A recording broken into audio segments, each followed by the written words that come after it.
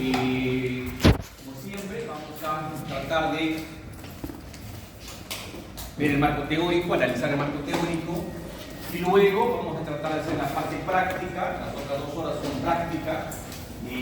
Esta vez vamos a tratar de aplicar lo que nosotros hayamos podido revisar en el marco teórico. Entonces, traten de poner atención, traten de anotar lo necesario, que luego lo van a tener que aplicar ustedes. Nosotros, ¿no? Pero en particular cada uno de ustedes. Es prudente que trabajen por grupos, como siempre. En esta fase se les deja que trabajen por grupos, es posible, pero aplicando lo que se supone nosotros vamos a analizar en esta primera parte. Ya otra vez, ¿no? La pregunta que les hice al inicio, ya están llevando el curso de producción radiológica, ya iniciaron ya, creo que es radiaciones y producción radiológica. ¿Ya lo iniciaron? Todavía, ¿no? Sí, pero una introducción. La presentación era por el FAS. Ya, y la parte de laboratorio, ¿les han manifestado cómo va a ser el laboratorio? Todavía. Entonces todavía hay tiempo para coordinar con ellos. Le decía que nosotros no tenemos mucho equipamiento en física, ¿no? Y por esa razón yo coordino con el profesor de radiología para que nos simplifiquen los laboratorios, que sean de alguna forma nos repartimos, ¿no? Que sean hechos algunos en protección y algunos en curso. Y en nuestra parte lo completamos con otro tipo de labores, ¿no? Por ejemplo, desde ya les digo que como parte de la tarea del laboratorio necesito que ustedes utilicen, aprendan, analicen, dominen un simulador de interacción de las radiaciones con la materia. A veces se escoge el MSNP, esta vez vamos a escoger el Penelon, por si acaso quieran ustedes rastrear, conocer un poquito, investigar un poquito de lo que es Penelon. Googlean colocando código Penelon. Porque si ponen Penélope a secas, le va a salir algún artista de Penélope. Código Penélope, para que tengan una idea. Entonces la idea es que ustedes dominen al final del laboratorio, de las secciones del laboratorio, el simulador, y puedan simular interacción de la radiación con la materia. Este simulador nos permite emitir una radiación que puede ser electrones, positrones o fotones e interactuar con cualquier material.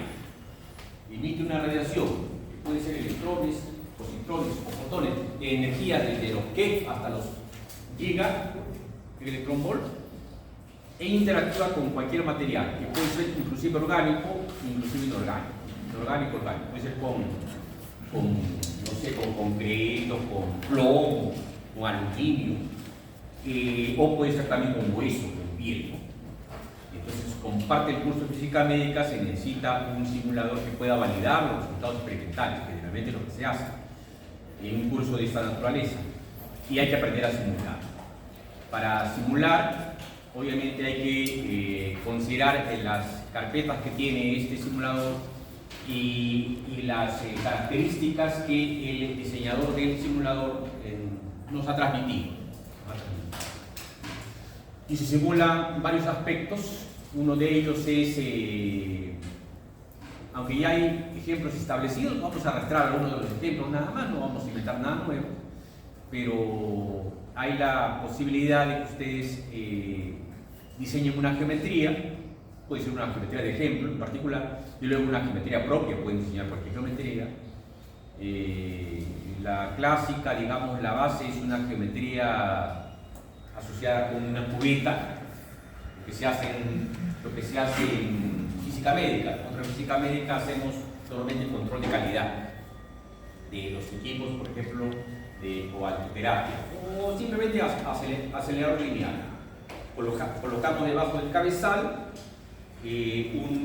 una cubeta de acrílico llena con agua, de 40 por 40 por 40, ¿verdad?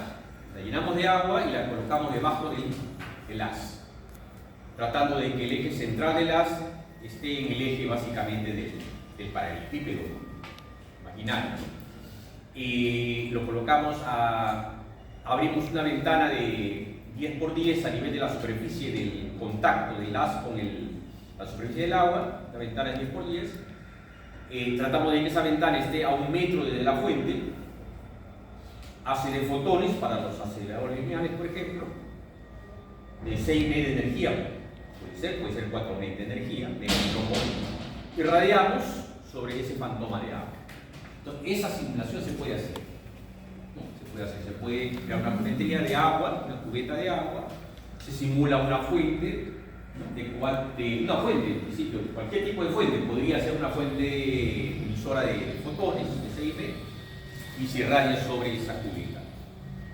Y el simulador les va a arrojar archivos de respuesta, una serie de archivos de respuesta.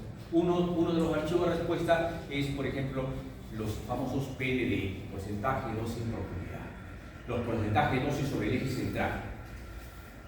Y otro parámetro fundamental son los perfiles de dosis, o sea, las dosis sobre planos horizontales que corten perpendicularmente a las a determinadas profundidades, puede ser a 5 centímetros, a 10 centímetros, a 15 centímetros. Esos datos se simulan y esas respuestas se simulan. Y finalmente se validan pueden ser tablas teóricas o pueden ser procesos experimentales. Ustedes podrían realizar inclusive tesis de cierto nivel a nivel del mundo respecto a este tipo de simulación. Lo que se quiere es que aprendan de manera incipiente, ¿no? De repente básica, lo que es una simulación. Hay, por supuesto, Penélope, hay MSNP, hay IAN, hay otros de Monte Carlo, posibles, pero nosotros vamos a tratar de utilizar MSNP. Entonces, vamos a tratar de intercalar entre práctica y práctica, en esas 2 horas que nos quedan después de la teoría, mostrarles cómo se tiene que preparar el simulador para que ustedes puedan simular de manera grupal. En principio siempre grupal, con grupos. Correcto, entonces eso les manifiesto, antes que me olvide, esa va a ser tarea. Al final ustedes van a tener que presentarles después del semestre, antes de que termine obviamente que evalúen, tienen que presentarme como tarea. Entonces de la parte práctica, el laboratorio, tienen que presentarme su resultado de su simulación. Previa a esa fecha, nosotros vamos a ir avanzando poco a poco, mostrándoles cómo se crean los materiales, cómo se crean las geometrías, cómo se hace la simulación, cómo se crean los resultados, cómo se grafican los resultados durante todo el semestre, ¿no? Poquito a poco. Y luego esperando que ustedes vayan avanzando en grupo y si tienen alguna dificultad, entonces me van manifestando, ¿no? Cómo sortear las dificultades. Listo. ¿Preguntas al respecto? ¿Preguntas respecto a esta tarea? ¿Esta tarea será para hoy o la siguiente semana? ¿Perdón? ¿Esta tarea será para hoy o la siguiente semana? No, la tarea es para fin de ciclo, antes de que yo evalúe. Como proyecto. Como proyecto, sí, de fin de ciclo. ¿Correcto? Y hay obviamente bastante información previa a esa tarea, ¿no? Que hay que ir avanzando y ir logrando ciertos procesos previos a ese final, ¿no? A esa tarea final. Pregunta respecto a esto. Está claro, no son tareas individuales sino grupales, de acuerdo a los grupos que me ha entregado el delegado. ¿Quién es el delegado? Levante la mano. De acuerdo al listado que ha mandado el delegado. A propósito, me parece que hay grupos que tienen 3 estudiantes y hay grupos que tienen 5. Me parece que es mucha la diferencia. ¿Cómo evaluar un trabajo de 5 estudiantes a un trabajo de solamente 3 estudiantes? Eso tiene que, me parece, normalizarse. Puede haber una diferencia de uno, a veces no queda más remedio, ¿no? Por la cantidad de estudiantes, pero de 3 a 5 o 3 a 6 ya hay mucha diferencia. ¿Cómo hacemos? ¿Le bajamos nota a los que tienen 3 con respecto a los que tienen 6? ¿Le subimos nota a los que tienen 6 respecto a los que tienen 3? Es complicado. Traten de normalizar esos grupos de práctica, el de laboratorio, que estamos en eso. radiación electromagnética. Entonces, si no hay más preguntas, iniciamos. Ese PPT no lo mandó al teatro. ¿Perdón? Ese PPT no lo mandó al No teatro. lo mantiene, no se lo entregué. Solo un capítulo de texto base. La radiación. Ya, delegado tiene que estar pendiente y tiene que estar manifestado. Ya, al final de la clase hay internet acá, ¿no? ¿No saben? Creo que sí. Al final de la clase no se quita. Bueno, hay que tratar entonces, al final de la sesión de hoy, de las 2 horas, hay que tratar de identificar las ondas electromagnéticas, conocerlas, diferenciarlas, no sé si las conocen, pero hay parte del curso, hay que tratar de conocerlas todos juntos, o de recordarlas en todo caso, y escribir las características y la diferencia entre una onda electromagnética y una onda mecánica, para que quede claro eso. Nosotros nos dirigimos a tratar de evaluar cuáles son los tipos de radiación. Y lo que deseo es tratar de demostrar a partir de qué valor, a partir de qué rango, ustedes lo van a hacer, matemáticamente ustedes lo van a hacer, se puede considerar a la radiación ionizante o no ionizante. Esa es y finalmente analizar y calcular matemática sencilla básica de cómo se produce la atenuación de fotones, en este caso, fotones con los diversos materiales. Por lo menos ese es mi propósito, mi propósito de sesión.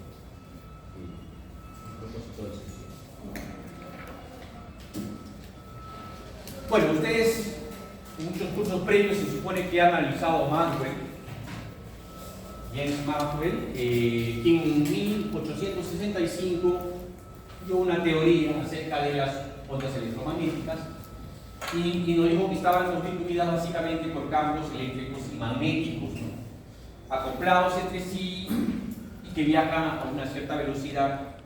En esa época se evaluaba, se conocía que efectivamente esa velocidad era muy cercana a la velocidad de la luz, se asumió que era la velocidad de la luz. Toda onda electromagnética viaja a la velocidad de la luz, ¿no? Cualquiera que sea su origen, viaja a la velocidad de la luz. Hay un esquema que más o menos nos puede manifestar cómo es que se acoplan esos campos y las características que pueden tener, igual que toda onda. En el laboratorio se puede investigar respecto a la frecuencia, la longitud de onda, el número de onda, la frecuencia angular, etcétera, etcétera. Lo importante es Maxwell, de alguna forma nos dijo algo que ahora recién es evidente. ¿Cómo es que la variación temporal del flujo magnético, del campo magnético, produce un campo eléctrico? Y cómo a su vez la variación temporal del flujo eléctrico produce un campo magnético. Sus ecuaciones son 2 de las 4 fundamentales, explican justamente esa interacción, esa completa relación y cómo es que se sustentan los campos eléctricos y magnéticos. Y cómo es que se propagan de esa manera a través del espacio. A través del espacio. Si una carga eléctrica se encuentra estática, nosotros hemos estudiado en el curso básico de física cómo es que estas cargas generan un campo eléctrico. Las hemos representado por líneas de campo, o lo que se llamaba en su momento línea de fuerza. Pero lo importante es que si estas cargas se mueven, si estas cargas viajan, con una cierta aceleración, estas cargas generan ondas electromagnéticas. Este fue uno de los problemas que sufrió el modelo de Rutherford respecto a que si el electrón que está girando alrededor del núcleo posee obviamente una velocidad, si bien es cierto puede ser constante en un módulo, está cambiando en dirección y sentido. Y Y si cambia en dirección y sentido, producto de este cambio, aparece la aceleración, una aceleración. ¿Cuál aceleración? La aceleración centrífuga. O sea, estas cargas están siendo aceleradas. Y si están siendo aceleradas, justamente producto de la teoría de Maxwell, deberían estar emitiendo ondas electromagnéticas. Ondas electromagnéticas equivalen a radiación electromagnética. Entonces, si está emitiendo radiación electromagnética, está emitiendo energía. Y si está emitiendo energía, pierde energía. Y si pierde energía, entonces el electrón debería dejar de mantener su órbita y debería colapsar con el núcleo. Lo que no sucede. Y por esa razón es que su modelo, a través de postulados, conservó el modelo de Rutherford, pero con esas mejoras, con esos postulados. Pero aquí está el quid del asunto. Entonces, ondas electromagnéticas generadas por cargas eléctricas, las que conocemos nosotros, y se pueden fabricar en un laboratorio. Una antena, se generan cargas eléctricas aceleradas, puede ser de manera alterna, y en ese movimiento, en ese desplazamiento acelerado, pueden emitir ondas electrónicas, generar ondas electrónicas. Eso es lo que se hizo, y se puede hacer en un laboratorio de manera sencilla, hasta cierto punto sencilla. Entonces, nos quedamos con las características de las ondas. Igual que las ondas mecánicas. Todas las ondas tienen, como ustedes saben, frecuencia, tienen longitud de onda y tienen velocidad de propagación. En el caso particular de las ondas electromagnéticas, esa velocidad no es cualquiera. Esa velocidad en el vacío es la velocidad de la luz. Y la ecuación fundamental con la cual nosotros, aunque sea una ecuación sencilla, nosotros resolvemos muchos aspectos técnicos, es esta, ¿no? Es la de considerar que la velocidad, como toda onda, es el producto de su longitud de onda por la frecuencia, pero en nuestro caso, esa velocidad es dada. Lo aproximamos a 300.000 kilómetros por segundo, ¿no? 3 por 10 a la 8 metros sobre segundo, ¿no? Longitud de onda por frecuencia. Pero además de frecuencia, tiene sentido ya definir la frecuencia. En los cursos básicos se han definido lo que es frecuencia, lo que es longitud de onda. La anotación se conserva, no hay ningún problema. También están la frecuencia angular, también podemos relacionar la frecuencia angular, podemos relacionar el número de onda, ¿no? El número de onda también. Nuestra matemática básica nos permite de alguna manera manejar las ecuaciones correspondientes para encontrar los parámetros si fuera necesario. Vector de propagación, el pi que siempre aparece en nuestra naturaleza microscópica, ese pi siempre aparece, es un momento como una constante ahí siempre dándose a notar, y es el resumen. Yo voy a poder, con cualquiera de estos parámetros, voy a poder calcular, dependiendo de mi interés, ¿no? Dependiendo de mi interés, puedo calcular la frecuencia o puedo calcular la longitud de onda. O simplemente teniendo uno de esos parámetros, conocer el otro, porque la velocidad de la luz se conoce, para el caso de las ondas electromagnéticas. Y entonces, con Planck y con Einstein, nosotros aprendimos a tener el concepto de fotón. Acá he resumido lo que es un fotón, ¿no? Lo que los textos nos manifiestan que es un fotón. Tenemos la idea de un fotón como la cantidad más pequeña de energía de cualquier tipo de onda electromagnética. Estamos hablando de las ondas electromagnéticas, no las ondas electromagnéticas. Bajo el modelo de partícula puede ser expresado como paquetitos de energía. Un pequeño paquete de energía, que muchas veces los textos le llaman cuánto.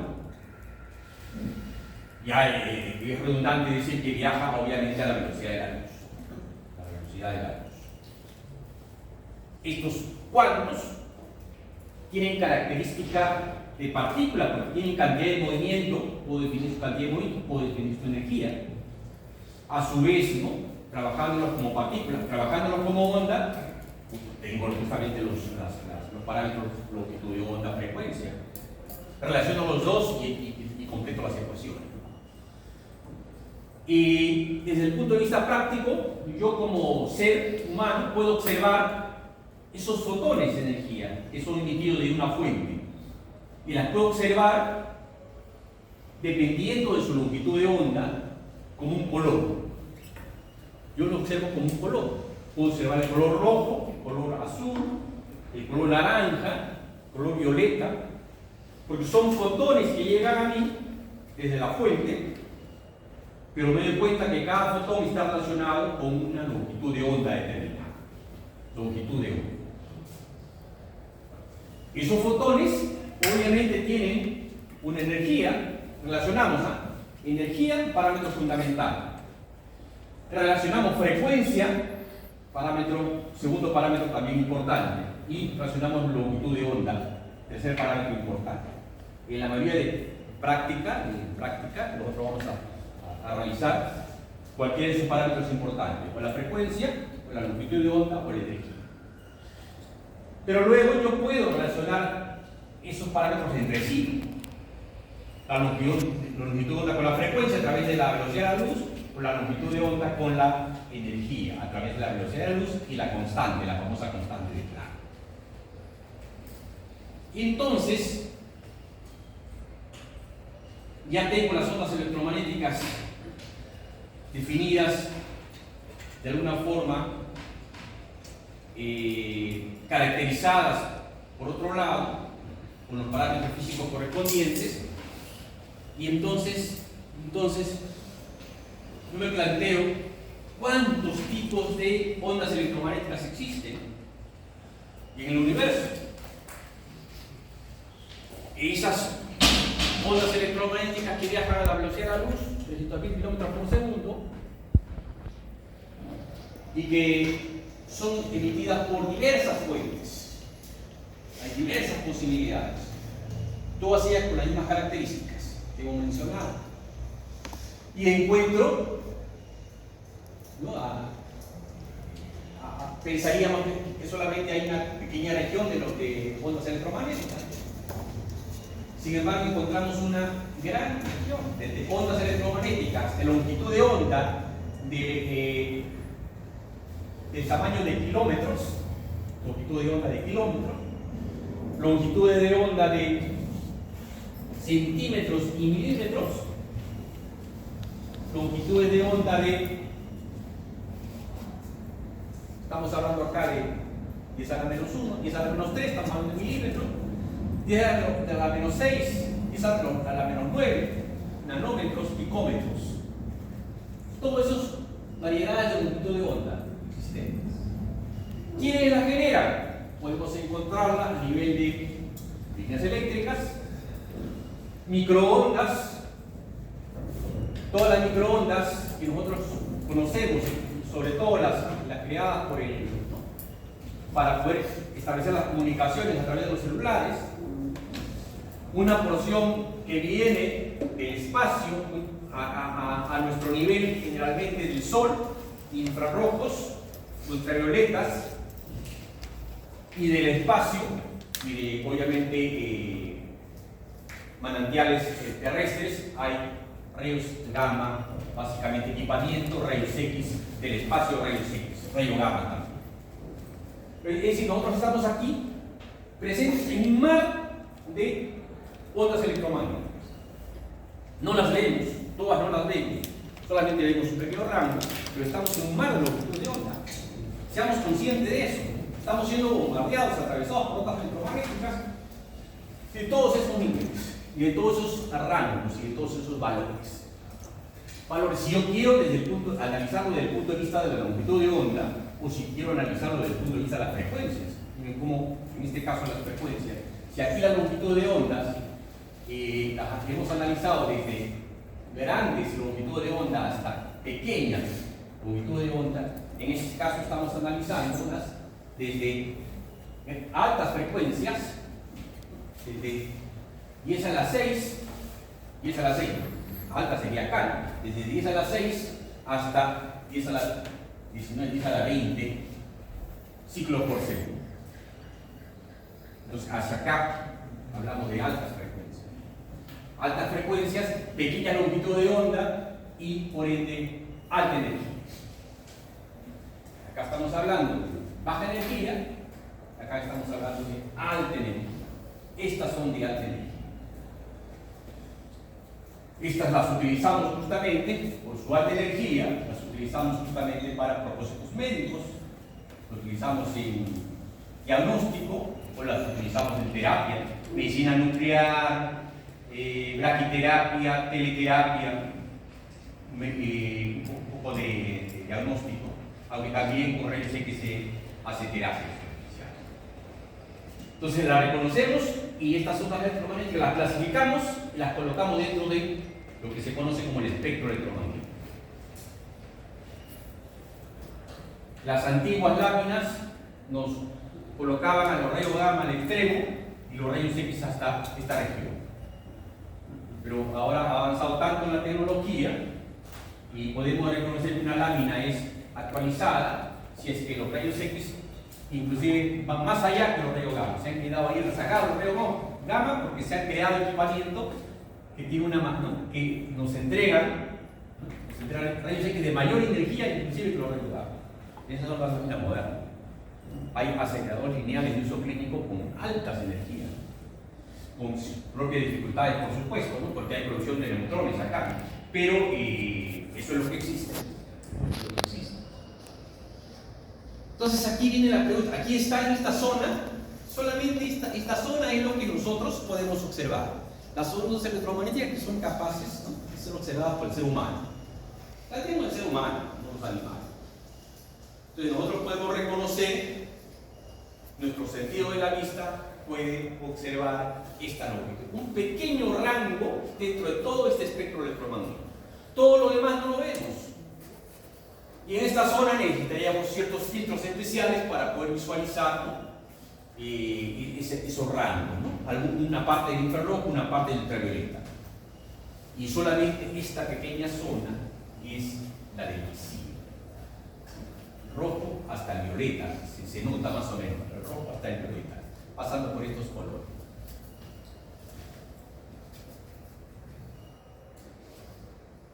Entonces va a lo mismo, básicamente lo importante acá simplemente sería reconocer entonces que este espectro electromagnético nos entrega ondas electromagnéticas que se conoce también como radiación electromagnética, pero que no toda tiene la capacidad de ionizar la materia. Entonces, ¿hasta dónde formalmente nosotros podemos considerar que una onda o una radiación electromagnética es no ionizante y cuándo es ionizante? ¿A partir de qué valor? Pero no es que me digan, quiero comprobarlo, y para eso nosotros hemos hecho en las clases anteriores una teoría que nos permite predecir cuál sería la energía que necesitamos para ionizar un átomo. Para extraer bajo el modelo de Bohr, por supuesto, solamente para poder extraer al electrón de la vecindad del núcleo de un átomo. Entonces, esa es la pregunta. La pregunta es, ¿a partir de qué momento? ¿Por qué? Porque si es ionizante, yo puedo utilizarla, puedo evaluarla, y en el mejor de los casos puedo cuidarme frente a las radiaciones ionizantes. Cuidado, ¿no? Si yo determino que las radiaciones ionizantes son solamente a partir de los rayos X, no me preocupo de todo esto porque no me haría daño. Me puede hacer daño por otros factores, ¿no? Potencia de repente, ¿no? Dice las microondas causan daño por la potencia que posee, pero no por ionización. Entonces no me preocupo de nada de esto. Pero hay evidencia científica actual, médica, clínica, que nos dicen que esta es dañina. Investiguen ustedes, no me explico tampoco por qué razones, tengo una idea, pero hay razones por las cuales hay evidencia de que en países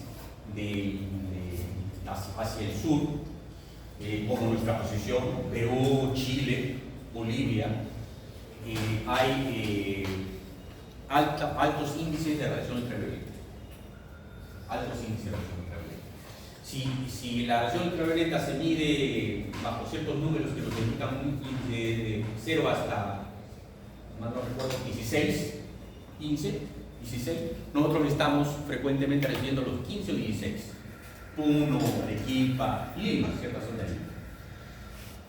¿Y qué se ha logrado descubrir? Que está causando cáncer de piel. Cáncer de piel. Entonces no los escuchamos nosotros, público en general, porque no conoce. Nos recomiendan que usemos sombreros de ala ancha, camisa, a pesar que es verano, camisa de manga larga, bloqueador, lentes de protección UV y bloqueadores. La gente eventualmente lo usa cuando va a la playa, pero no, normalmente en el día cotidiano uno debe protegerse frente a nosotros. Si es cierto, ahora vamos matemáticamente a descubrirlo, pero sí es cierto que aquí hay ultravioleta, es ultravioleta viene del sol. El sol emite ciertos niveles de ultravioleta, rango A, rango B, rango C. Uno de ellos es más energético que otro. Y entonces el problema es que está apareciendo mucho cáncer de piel. ¿Eso qué significa? Que la radiación llega e interactúa con las células, ioniza, daña la célula se puede reparar, pero en algunos casos queda dañada y eso produce, en cierto momento, puede producir una anomalía celular que se traduce en una neoplasia. ¿Qué porcentaje? Hay que investigar. ¿Qué porcentaje de la población? Hay que investigar. Pero de pronto aparece un lunar con una forma amorfa, homogénea, y uno va al clínico, al especialista, al oncólogo, y descubre que hay un cáncer. Entonces hay que cuidar. Si fuera cierto, y si no, nosotros tenemos la capacidad. Si alguien nos pregunta, ¿ustedes han estudiado ingeniería biomédica? Díganme si es cierto o no que es bioinsanto. ¿Cómo lo hacen? Lo que me han dicho, lo que he escuchado, lo que yo asumo, lo que yo creo, lo que he leído. No, ustedes tienen la capacidad de poder demostrar matemáticamente, físicamente. Esa es la intención. Para eso era esta lámina. Y siempre la idea, antes de hacer ese ejercicio, siempre la idea de que aquí está el rango visible. Una gran zona de infrarroja, una zona de ultravioleta. Teniendo también la idea de que hacia acá es menos energético, hacia acá es más energético, hacia acá hay menos frecuencia, hacia acá hay mayor frecuencia, hacia acá hay mayor longitud de onda, aquí hay menor longitud de onda. Teniendo en cuenta esa idea. El ultravioleta, el visible y el infrarrojo. Y el visible tenemos que tener también, recordar, para algunos ejercicios prácticos, para algunos problemas que nos podemos plantear, prácticos, que está más o menos entre 7 por 10 a la menos 7 metros y 4 por 10 a la menos 7 metros. Lo más fácil es utilizar 10 a la menos 9, es un nanómetro. Entonces ustedes lo multiplican por 100, lo dividen entre 100, o sea 10 a la 2, 10 a la menos 2 abajo, 10 a la 2, 10 a la menos 2 abajo, ¿no es cierto? Eso quedaría 10 a la menos 7 con 10 a la menos 2, 10 a la menos 9. ¿Correcto? Entonces eso significaría 700 por 10 a la menos 9 nanómetros, y acá sería 400 por 10 a la menos 9 nanómetros de longitud de onda. Entonces, entre los 400 y los 700 nanómetros aproximadamente, estamos acá hablando de un rango un poquito aproximado, porque hay valores más fraccionarios ahí, ¿no? Es el visible. Entonces, esos problemitas que se les han planteado acerca, que se va a repetir en el examen seguramente, acerca de si la radiación es ultravioleta o infrarroja o visible, entonces eso depende de que el resultado de la longitud de onda esté en este rango. Si está entre 400 y 700 nanómetros, entonces la respuesta es de tipo visible. Y si nos dan, como hemos visto en la clase anterior y en la práctica que trabajamos, los rangos más específicos de cada uno de estos, ¿no?, colores, también podemos decir si es rojo, si es amarillo, si es azul, si es, no sé, violeta. Eso también hay que quede. Aquí les he dejado una tablita para que recordemos los múltiplos y los submúltiplos, los mil, los micro, los nano, para recordar, que a veces lo dejamos de usar y nos olvidamos, los kilos, los megas, los gigas, los tegas, beta, los hexa, también. Y algunos valores de longitud de onda, frecuencia y energía. No olviden siempre los parámetros, ¿no? Yo les he dicho energía, frecuencia y longitud de onda, ¿no? Acá obviamente está expresado en joules, para mantener en las ecuaciones se mantiene la serie internacional, ¿no? Entonces a veces es necesario trabajar en joules, pero luego los debemos convertir a electrón-volt, ¿no? Ya ustedes tienen la conversión, porque resulta más manejable esos valores de energía en electrón-volt, ¿no? Electrón-volt. Bueno, ahí está el espectro, el rango visible dentro del espectro electromagnético. Otra vez, valores exactos ya. Acá nos hablan de 740 nanómetros y nos hablan exactamente de 380, ¿no? Yo les dije 400, ¿no?, hasta 700, pero acá está más exacto, en esta tabla está más exacto. Y vamos a utilizar esta tabla en la práctica, ¿no? Y puede haber otras tablas que varíen en estos valores, nosotros vamos a usar estos valores, ¿no? Vamos a usarlos como estandarizados. Entre 380 y 740 nanómetros, ¿no?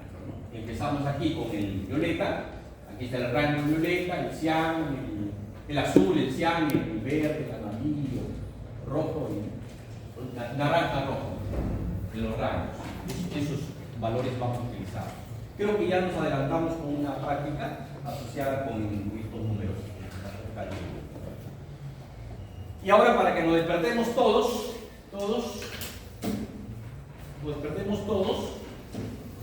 bueno, antes de eso todavía acá una información adicional. Nuestro sentido de la vista puede observar efectivamente todos sus colores, dependiendo de la longitud de onda del fotón, pero no todos ellos tienen la misma sensibilidad. La sensibilidad del ojo humano es mucho mayor hacia el centro, entre el amarillo y el verde, y es mucho menor hacia este extremo.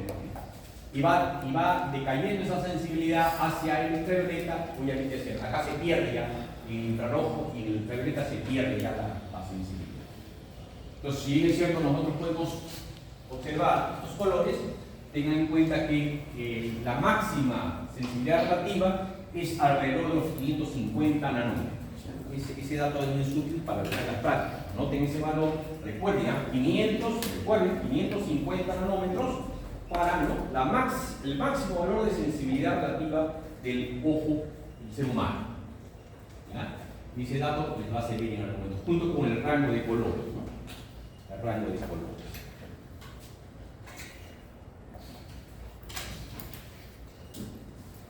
Y aquí viene la tarea, para que todos se ejerciten, ¿ya? Y lo levantamos un poquito con este ejercicio. Entonces, sencillo, por supuesto, nada complicado, básico, pero de concepto, ¿no? Nosotros sabemos, hemos evaluado la mayoría de textos de los físicos experimentales y tenemos esta información. La energía necesaria para causar que un electrón de valencia escape de un átomo, ¿no?, está en el rango entre 4 electronvolts y 25 electronvolts. ¿Ah? Entonces, esta radiación electromagnética, para que ionice al átomo, para que saque el electrón de la vecindad del núcleo, ¿no?, ¿cuánto de energía debe tener esa radiación? Asumamos que sea 4 electronvolts, la mínima, el mismo valor, 4 electronvolts. Entonces, ten en cuenta este valor, 4 electronvolts de energía que debe llevar la onda electromagnética para ionizar el átomo ¿A cuánto de frecuencia equivale? Les quiero respuestas. ¿Cuál sería la frecuencia de esa energía? No sé si se entiende la pregunta.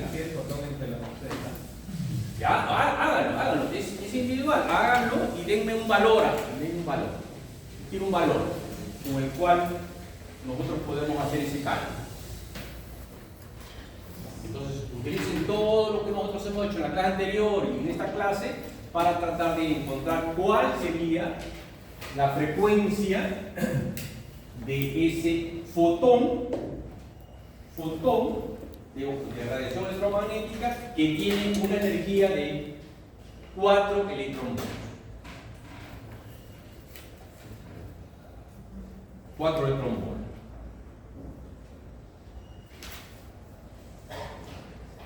Vamos a entregar un punto sobre el examen, sobre el primer examen, al primero que me dé esa respuesta, para incentivar.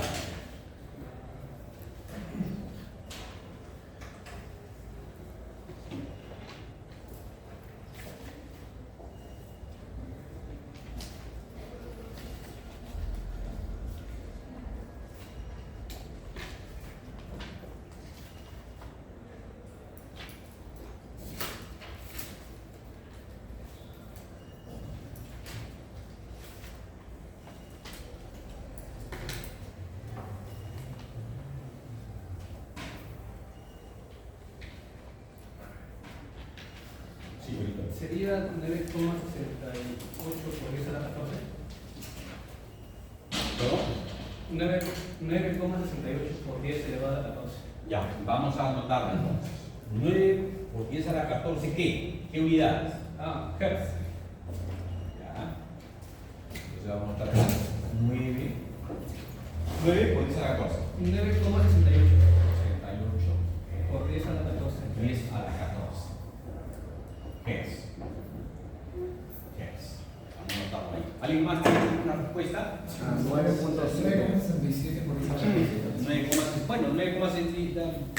Dame. 9.7 por 10 a la 14. Está bien. 2. Suficiente, 2.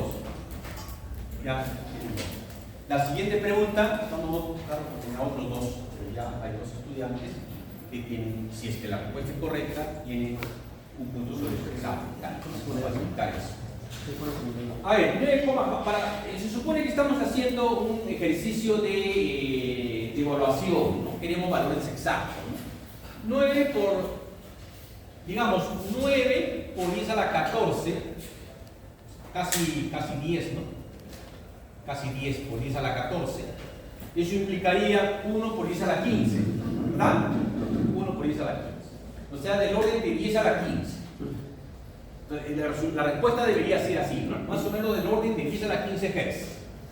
Aquella radiación que tenga de frecuencia 10 a la 15 Hz es ionizante. Es el menor valor para el cual, a partir de ese, debe ser los demás ionizables, en forma segura. Esa es la intención. ¿Ya? Entonces, vamos acá. 10 a la 15, 1 sobre Hz, 1 sobre segundo. Han dado los dos estudiantes con la respuesta. Entonces, en el rango, este es un esquema, en función de la. Aquí estaría la frecuencia, estarían los logaritmos de la frecuencia, las potencias. Entonces, estamos hablando entre 10 a la 14 y 10 a la 15 y 10 a la 15 Hz. Continúen con su mismo cálculo. 10 a la 15 Hz, comprueben si 10 a la 15 Hz corresponden a 300 nanómetros. ¿Corresponden o no exactamente, o yo me he equivocado? ¿Corresponden a 300 nanómetros?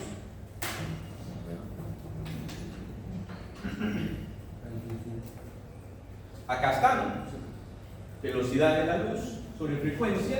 La frecuencia la hemos colocado acá. Acá está aproximadamente la velocidad de la luz.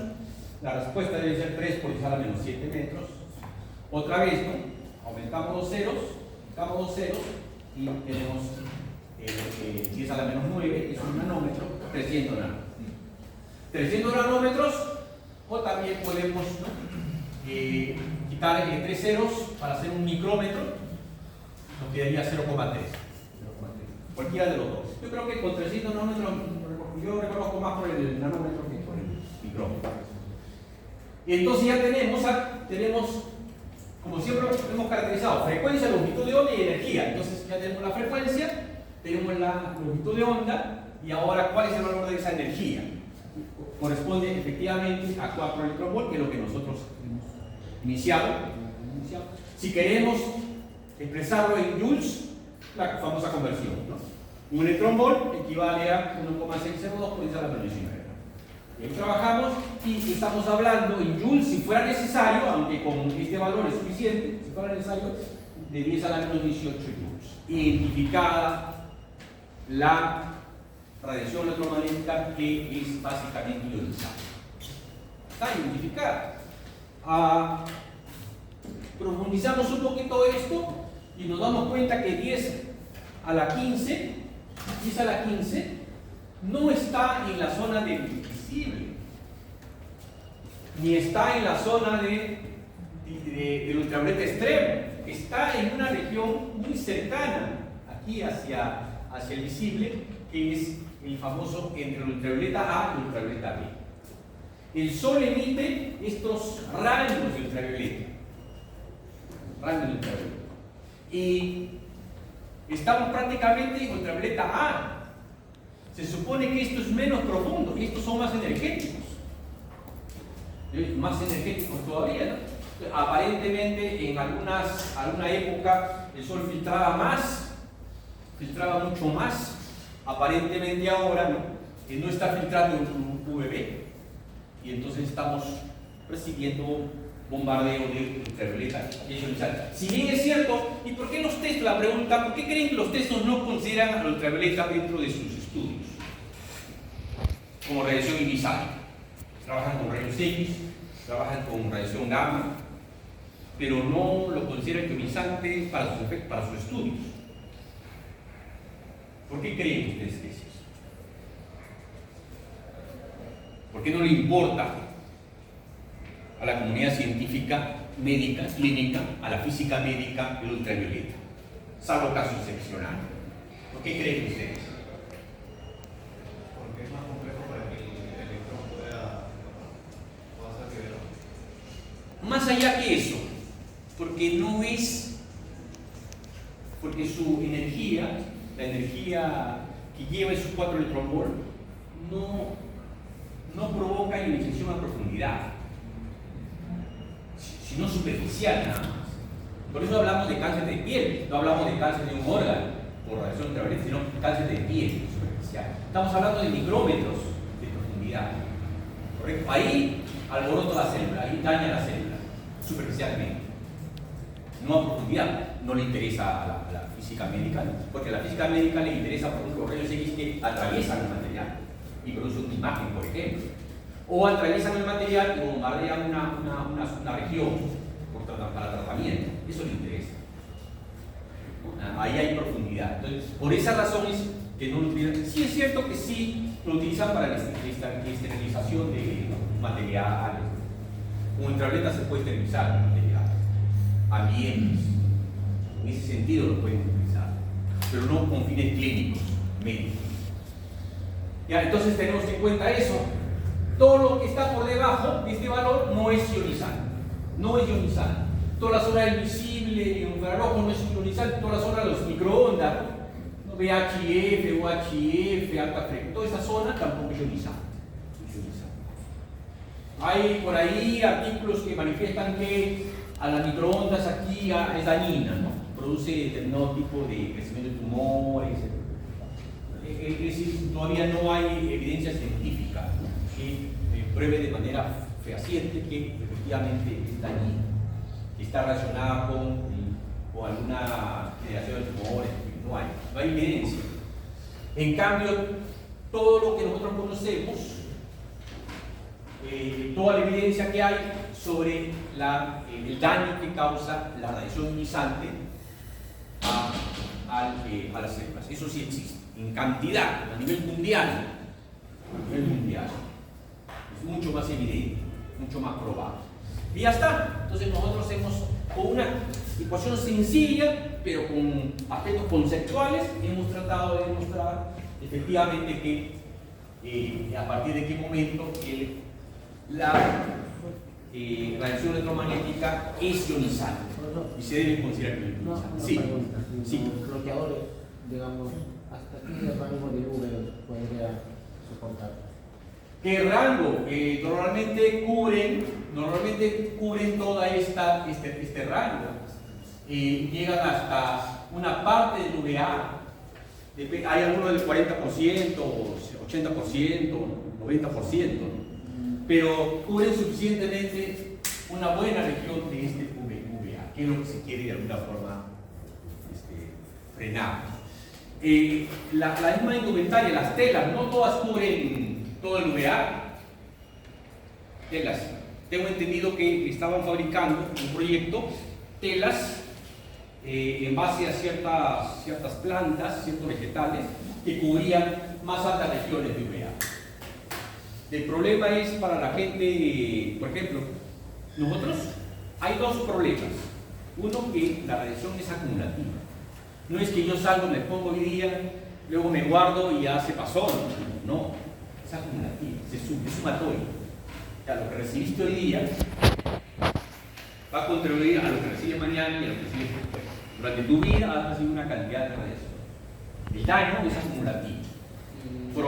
Probabilísticamente hablando, es La acumulativo. energía no se emite o se mantiene dentro del cuerpo. No, el daño se mantiene. El daño. ¿No? La energía mientras la recibe, pero el daño.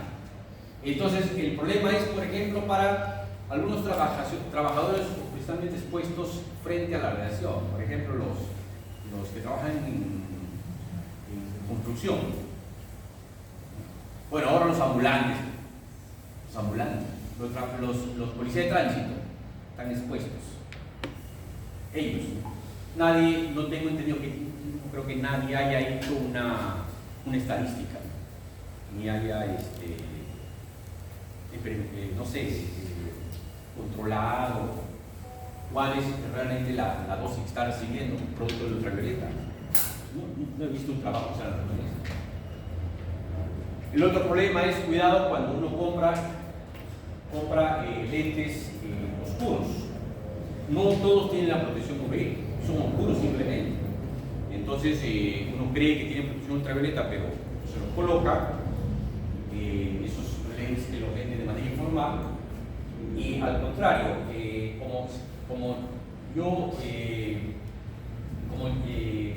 se filtra la luz en el ojo, se supone que la retina se abre mucho más, producto justamente de que no está llegando luz, no se abre.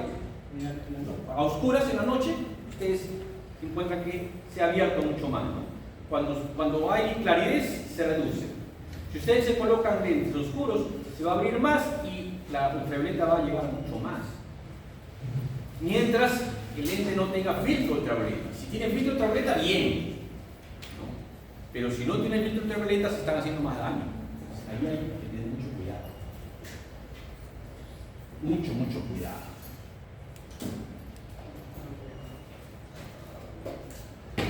Un puntito más para uno solo. El primero excepto los dos que ya intervinieron, que me diga entonces a qué color de luz le corresponde la radiación emitida cuando el átomo de hidrógeno, el electrón salta del nivel n igual 4 al nivel n igual 2. Uno, a diferencia de los dos, acá tenemos dos jóvenes, hoy día han dado con la respuesta. Un tercero diferente a los dos estudiantes. Y me diga a qué color de luz le corresponde la radiación emitida. Verde. Ya, quiero su cálculo. Quiero que me lo demuestre. Longitud 5. Quiero que mostrar la evidencia. Aquel que me dé la evidencia primero. Y los demás tienen que hacerlo. Porque si han estado en grupo y han resuelto en grupo, la parte calificada, puede ser que uno lo haya resuelto, los demás no. Entonces en el examen, cuando ya no se trabaja en grupo, sino de manera individual para leer. Si bien es cierto, la matemática es sencilla, pero la parte conceptual no es tan sencilla. quiero que se complete tanto la parte matemática como la parte conceptual.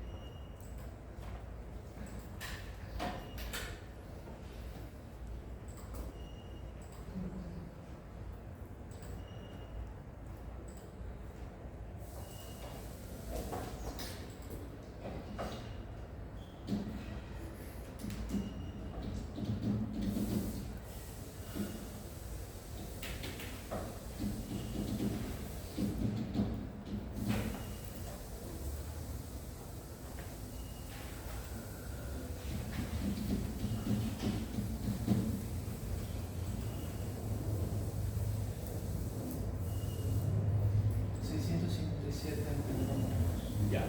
No, pero tú ya tienes punto, ¿no? ¿No? Ahí, entonces punto. Ya. Correcto. Déjenme tomar la asistencia, por favor.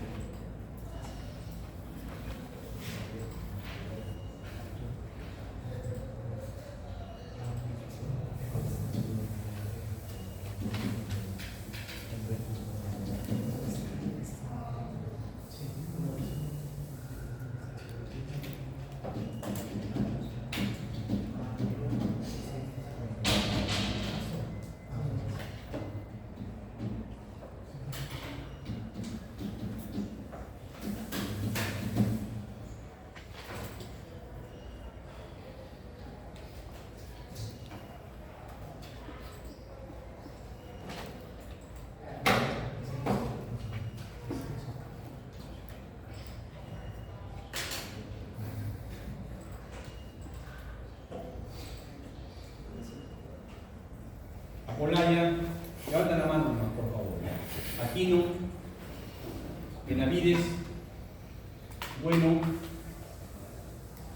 Ullón, Céspedes, Chalco, Choque, Chumbitaz, De la Cruz, Chajaria, Parmián, Fernández, Gómez, Gómez Marcelo, Gómez Ibáñez, Ilave, Loaiza, Ludeña, Matos, Mesa, Ovalle, Paucar, Barrientos, Paucar, Retamoso, Romero, Sierra, Trujillo, Vega, Vilches. Ha faltado Ovalle para ratificar, ha faltado Romero para ratificar y ha faltado Céspedes.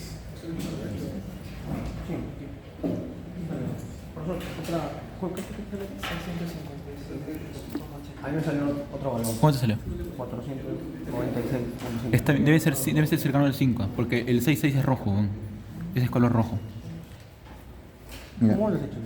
Yo lo he hecho con... Yo lo hice con su tablita en la semana.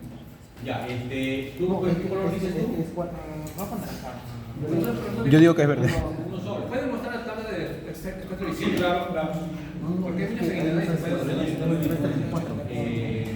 Es 4. Mira, checa. Por eso 496.5 La imagen, agárralo, la longitud de onda. Uy. ¿Qué color es así? Debe ser verde, es verde. 496. Sí, pero está bien, es verde. Debe ser cercano al 5. Este me salió rojo porque... ¿Cuánto le salió? Creo que agarró diferente para la 405, energía. Debe ser 5. 5.5. No, No, es que 496 nanómetros. ahí está. Fíjate, el 4.2 el 4.2. Ese es arriba, fíjate, al lado está. Claro, a mí me salió 4. El que está más abajo es 1, los niveles. Este 400 nanómetros. 400 y este 5. Ese está bien, es verde. Verde, verde. Es verde, pe, por eso. Yo se dije verde frente, por el gráfico. Aparte, mira, acá se ve, creo. Mira. Mira, chico. Salta del 4 al 2, dice, ¿no? Ah, sí, 4 al 2. 4 al 2, verde. Eso es ahorita, ve. Así me salió 5 por 10 a la menos 7 verde. Está bien, pe, debe ser verde. Por eso sale verde. Es verde, tío. Sí, me salió tal cual 4.9 por 10 a la menos 7. ¿No? A mí sí. Debe ser 5, más que todo por diferencia de decimales. Bueno, voy a decirle al profe un taco. 0.100.12. Ya, entonces, ¿cuánto fue? 496. ¿Cuál fue el primero? No. Uno solo. Ah, yo le digo que fui verde. 496.5. 496. Y él dice verde. Yo digo verde. Pero allá Por 10 a la... Bueno, nanómetros. No, no. está bien. Ah, sería nanómetros en ese caso, está bien. ¿Otro resultado diferente? No, ¿Diferente? ¿Cuánto? 489, ¿cómo? no está bien, verde del 5. Es Bueno, redondear 5. nanómetros. 29 Coma 3. ¿Un poquito? Sí, pero todo lo... Otro resultado diferente. Diferente. Señorita. 481,1. Sí, está bien, alrededor del 5. Casi estamos por aquí, ¿no? Todo redondeado 5. 81 nanómetros. Otro, pero diferente. 4.9, pero por 10 a la menos 7. Es lo mismo sale. Pero mi cálculo salió así. Aquí salió el cálculo. Igual, está por ahí. Entonces vamos a proceder al primero. A ver. Está bien. Pero es el primero. Voy a decirle. 485. Yo le dije verde. Él dicho qué color. ¿Y a ese qué color le corresponde? Verde. A ver, vamos a ver. ¿A cuál le corresponde? Al verde. 489 nanómetros. 89 al 100. 100 verde. ¿Qué hacía? Ya. Claro, está por ahí. Ya. Redondeando es 5. 3 por 10. Hasta 500. Por debajo de 500 hasta 500. Ya, entonces, ya pues está en la capacidad de poder entender cuál es y calcular cuál es la energía relacional, energía, frecuencia, longitud de onda para determinados Ya está mujer. valores del ¿Estás espectro. grabando? Sí. No, pero o sea, no sales tú. Está por tu hombro. ¿No? Y ahora vamos a pasar al último tema. Que tiene que ver también con fotones. Estamos hablando de fotones que pueden ser parte de este espectro electromagnético. Generalmente es mucho más evidente con fotones de mayor energía. Estamos hablando que generalmente se trabaja con rayos X, rayos gamma, pero en principio debería ser para cualquier tipo de fotón.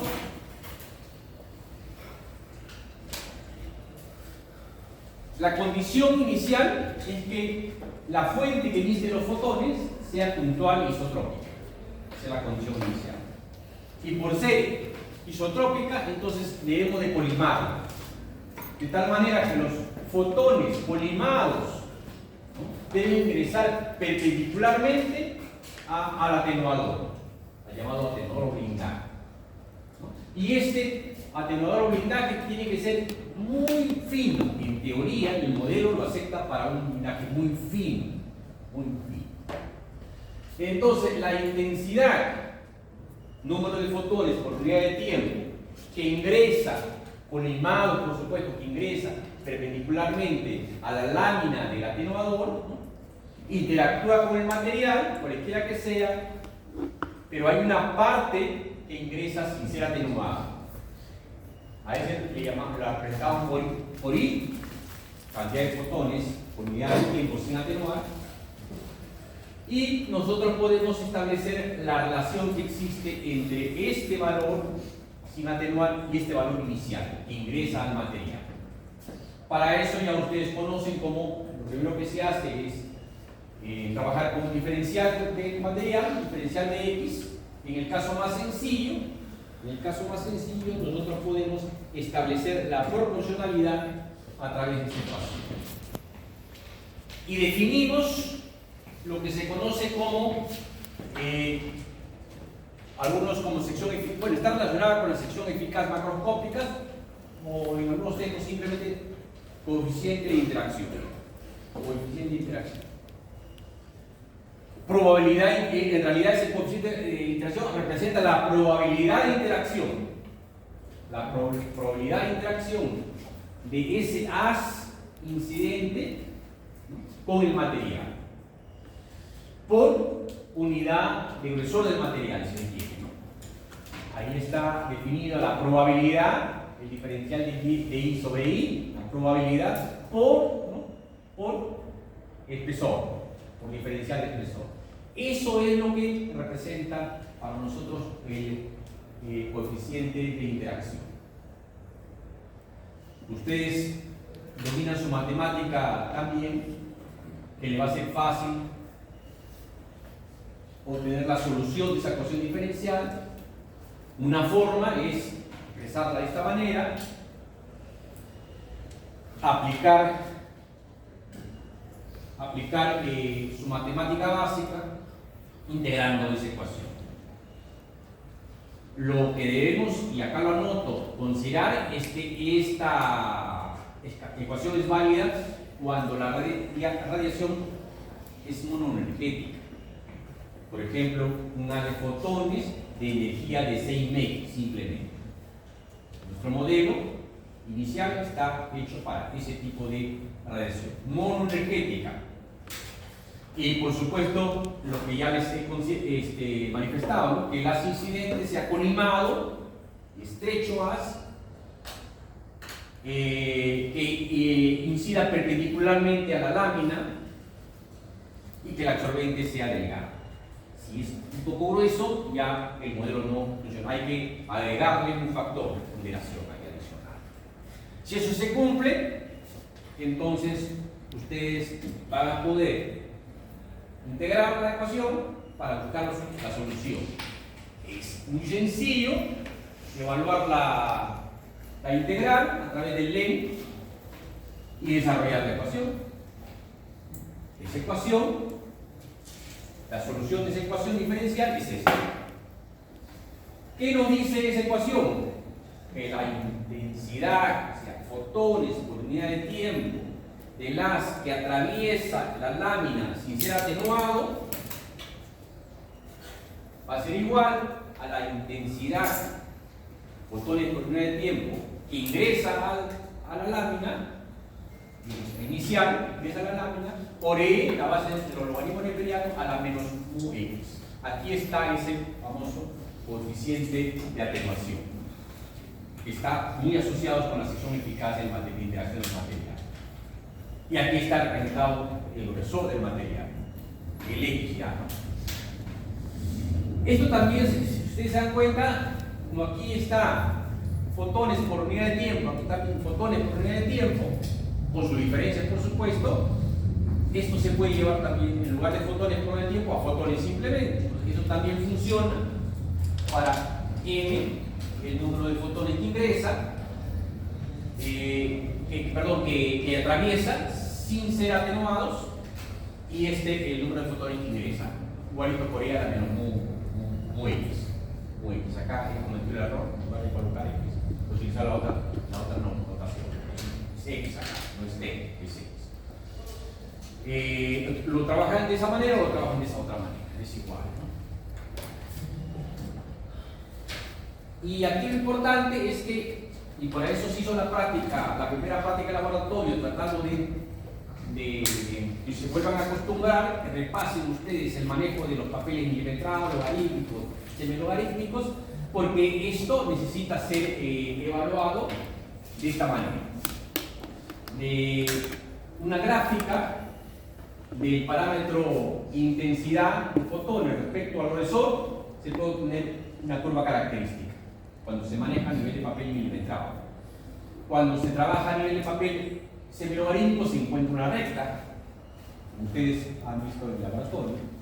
La característica del papel milimetrado es que esta curva parte del eje Y en un punto que se conoce como el I sub 0, justamente ese I sub 0 debe estar en este punto, y de ahí la curva ¿no? decrece asintóticamente acá, asintóticamente. Es curva característica, es una exponencial característica, en este caso es una exponencial decreciente. Reforzamos entonces la idea de que este U, que generalmente lo encuentran ustedes en los testos como coeficiente de atenuación lineal, no es otra cosa que la probabilidad de interacción por unidad de recorrido de la partícula que incide, ¿no?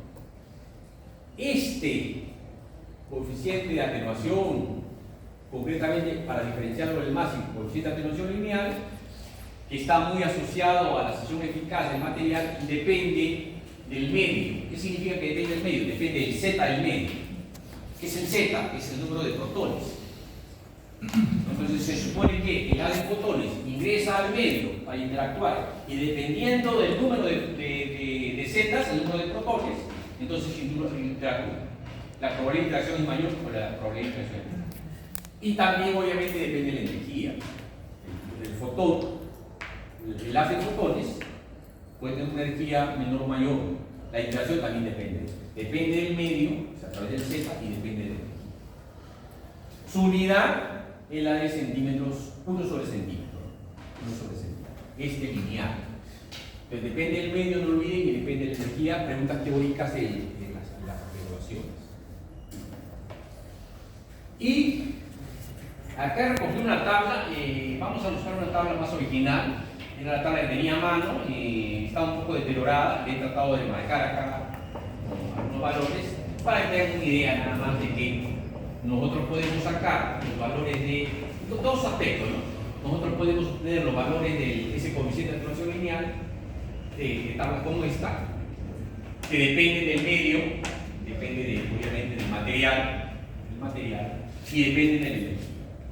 Está la energía, aquí está el coeficiente de atenuación lineal en centímetros a la menos 1. Entonces yo puedo en esta tabla ubicar cuál sería, por ejemplo, para una energía, no sé, de 2 megaelectronvolts, ¿no? Para el, no sé, para el plomo, por ejemplo, ¿no? El plomo es esta curva. Trazo yo una perpendicular imaginaria hasta intersectar la curva y de ahí trazo una perpendicular. Y ahí obtengo el valor del coeficiente de atenuación lineal para el plomo, para una energía de 2 megaelectronvolts. Y así puedo encontrar para cualquier energía, para cualquier valor. Acá está en un rango determinado, por supuesto. Y así hay para materiales orgánicos y para materiales inorgánicos. Acá hay materiales inorgánicos, plomo, hierro, aluminio, hormigón. Acá hay para agua. El agua es muy cercano al tejido. El tejido está compuesto por una alta cantidad de agua. Entonces, y vamos a notarla también con piel, con hueso, cómo se comporta entonces el coeficiente de atenuación lineal. En otros casos hay tablas sinográficas. Hay que acostumbrarse de las dos maneras. Yo le voy a solicitar de las dos maneras. Trabajar desde tablas o trabajar desde gráficas.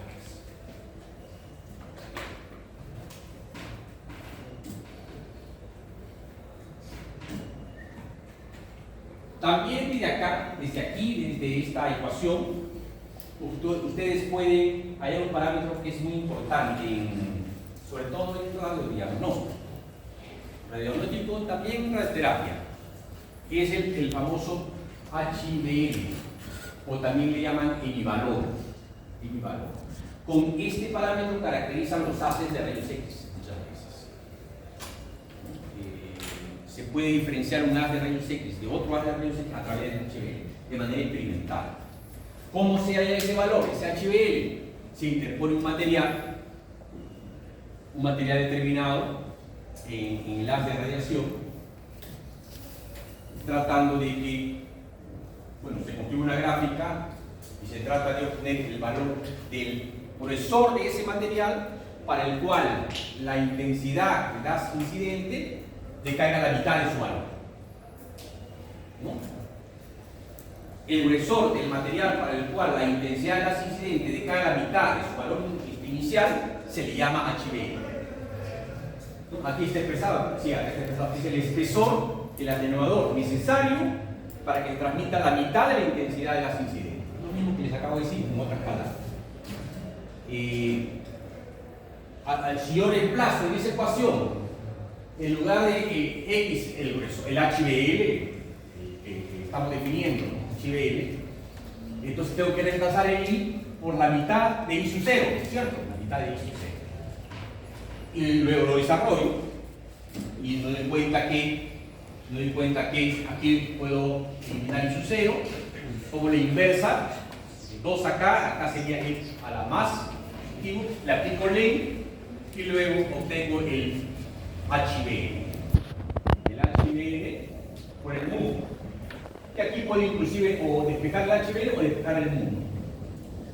Bueno, si me interesa el HBL, despejo el HBL conociendo el mu lo tengo de tablas o de gráficas. En este caso lo que quiero es despejar el mu y demostrar que el mu, el coeficiente de atenuación lineal, es inversamente proporcional a través de una constante que es el N de 2.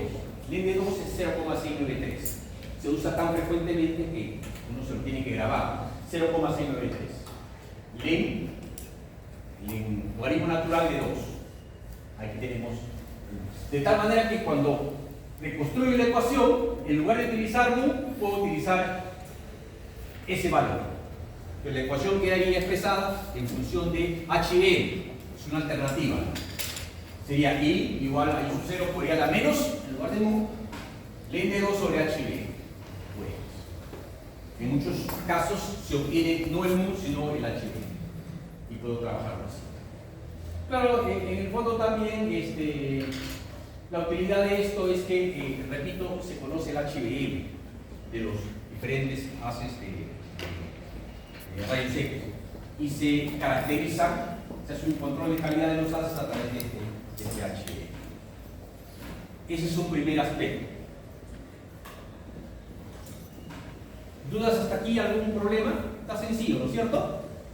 Entonces yo puedo aplicarlo, está sencillo, ¿verdad? Práctica calificada, para que tengan una buena nota y entonces puedan aplicar eso. No hay ninguna dificultad. Me gustaría que sea individual, no hay posibilidad porque por cada clase son demasiados estudiantes. Pero esto en la práctica, en el laboratorio se puede hacer. Yo coloco atenuadores a un haz de partículas, fotones, un emisor, una fuente radiactiva, por ejemplo, 460, ¿no? Que emite fotones. Emite por cada desintegración 2 fotones, de promedio 1,25 metros. Entonces, y luego le voy colocando las minitas de aluminio y lo tabulo, las mediciones según los tabulo, los ordeno y luego grafico en papel milimetrado. Obtengo la curva y luego, ¿cómo obtengo el HBL? De este I sub 0, cojo la mitad, a la mitad trazo una perpendicular a la curva y de esa punto de intersección trazo una perpendicular al grosor. Y este es el valor de HBL. Así obtengo el famoso HBL. Capa en el reductora. ¿Correcto? Esa es una forma experimental y práctica que se hace usualmente en algunos servicios para encontrar el HBL. Entonces, esa es la correlación. ¿Qué más? ¿Qué información adicional? Nosotros hemos hablado de la atenuación de fotones monoenergéticos, ¿no? En realidad esos fotones monoenergéticos, luego vamos a hacer una clase especialmente de este tema, antes de empezar ya con la explicación de física médica. Nos falta solamente, creo, esa sesión. La idea es que ese fotón, cuando interacciona con el material, puede interactuar de muchas maneras. Hay muchos efectos ahí. Puede interactuar con los electrones, con los electrones más cercanos al núcleo, puede interactuar con los electrones más alejados del núcleo, puede interactuar con el mismo núcleo. Cada uno de esos tiene su respectivo nombre, cada uno de sus efectos, ¿no? Entonces podríamos tener en cuenta que no se produce solamente una interacción, sino hay múltiples interacciones. Y la interacción global o total o combinada es la sumatoria de las interacciones particulares. Entonces cada proceso que se produce, ¿no?, de alguna manera absorbe energía del fotón incidente, contribuye de tal manera que nosotros podemos asumir que el mu total es, que ahora estamos hablando, nosotros estamos hablando de este mu, pero en un momento queremos expresar como este mu depende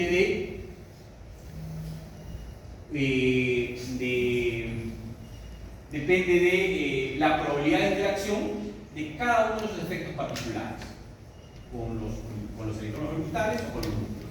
Depende de eso. Y que esta representa la contribución de todos ellos. En la práctica, si yo quiero hablar de cada una de esas interacciones, tendría que colocar I igual a sub 0 por I a la menos, ¿no?, la suma de todas esas contribuciones. Ahora, por otro lado, hay que tratar de entender que, si bien es cierto, esto representa la intensidad de los fotones iniciales que ingresan al atenuador, y esto representa, de alguna manera, la intensidad de los fotones que no son atenuados, que atraviesan el atenuador sin ser atenuados, entonces lo que queda en el material es básicamente eso. Si esto fuera así, entonces esto yo lo conozco, lo he representado matemáticamente como una solución de la ecuación diferencial inicial. Esto lo puedo reemplazar aquí está. Se supone que esto es el grosor del material, en este caso le he puesto L, saco factor común I sub 0, y lo que me queda es 1 menos E a la menos mu L. Esta diferencia, no es probabilidad, la diferencia con respecto a 1 es esta cantidad que queda prácticamente en el material, la interacción que queda en el material. Ese es otro aspecto hay que tener en cuenta para poder generalizarlo. Y también podemos hacerlo desde el punto de vista de cada uno de los fotones, bueno, del número de fotones. Asumimos que N es el número de fotones, porque la ecuación que nosotros hemos planteado es para I, pero I es el número de fotones por unidad de tiempo. Al final el número de fotones por unidad de tiempo es proporcional a I. Entonces podemos también trabajarlo así. El delta del número de un evento en particular respecto a lo que queda en el material absorbente es prácticamente este cociente, ¿no? El evento sobre su probabilidad total. Si eso puedo expresarlo, esto ya lo conozco igualmente, puedo expresarlo aquí, saco factor común igualmente y voy a poder tener la expresión de la cantidad de procesos que se producen, que son absorbidos por el material en el evento correspondiente. Este de aquí, un sub sobre mu, sería la fracción de interacción en cada uno de los procesos. En cada uno de los procesos. Y finalmente, yo les decía que el coeficiente de atenuación lineal está completamente relacionada con la sección eficaz total. Seguramente ustedes han tratado en algún curso anterior cómo es que la sección eficaz, cómo se define la sección eficaz. En este caso la relación está dada por el coeficiente de atenuación lineal dividido entre su densidad, está relacionada con la unidad de masa atómica y el número de masa del elemento. Aquí está el valor básicamente de la constante, para que se pueda relacionar en algún momento. Pero lo que nos importa es la relación entre mu y sigma, ¿no? El coeficiente de atenuación lineal con la sección eficaz total. Eso es lo que nos interesa. Esto no lo he mencionado, es nuevo para ustedes. Nosotros hemos hablado del coeficiente de atenuación lineal nada más. Pero ya les he dicho que el coeficiente de atenuación lineal depende de la energía y depende también del medio. Y hablar del medio es hablar del Z, y hablar del Z es del número de protones, dije yo. El asunto es que si yo quiero que el mu no dependa del medio, los físicos hacen esa interpretación dividiendo la cantidad entre la densidad. Ese parámetro ya no depende del medio. Y si eso se hace, a ese valor, o sea, mu sobre rho, se le denomina coeficiente de atenuación máximo. Coeficiente de atenuación máximo. Es muy común usarlo. Generalmente en la mayoría de tablas formales no está el coeficiente de atenuación lineal, está el coeficiente de atenuación máximo. Por esa razón, entonces, es que hay necesidad de definirlo. Este coeficiente de atenuación máximo, el coeficiente de atenuación lineal sobre la densidad, que tenía de unidad centímetros a la menos 1, dividido entre gramos sobre centímetros al cubo, nos deja, ¿no?, centímetros al cuadrado sobre gramo. Porque aquí sería 1 sobre centímetro y acá gramos sobre centímetro cúbico. El gramo queda abajo, centímetro queda arriba, sobre centímetro cúbico sobre centímetro, queda centímetro cuadrado. Ya, entonces, el coeficiente de atenuación máximo es centímetros cuadrados sobre gramo. Otra forma, si ustedes se encuentran en una tabla que las unidades es centímetros cuadrados sobre gramo, es coeficiente de atenuación máximo. Si encuentran que las unidades son centímetros a la menos 1, es coeficiente de atenuación lineal. Clarito. El problema es que yo no puedo multiplicar, dividir sobre la densidad a la seca, ¿no? No puedo atreverme a hacer eso. Para poder dividir entre la densidad tengo que multiplicar a x por la densidad, de tal manera que no afecte la ecuación. Y ya que estoy utilizando el coeficiente de atenuación máximo, debo utilizar el x multiplicado por la densidad. Ese gruesor multiplicado por la densidad se conoce como espesor másico. Espesor másico. También es usual en una práctica pedir cuál es el coeficiente de atenuación máximo, cuál es el valor del espesor másico en lugar del espesor a secas. Acá sería densidad por x, sería gramos sobre centímetro cúbico por centímetro, ¿no? O sea, que gramos sobre centímetro cúbico por centímetro se va a hacer un diagrama sobre centímetro cuadrado. Entonces, el espesor máximo será en gramos sobre centímetro cuadrado. Cuidado, en la práctica las unidades no lo están utilizando de manera correcta. Yo necesito que en cada proceso sean incluidas las unidades.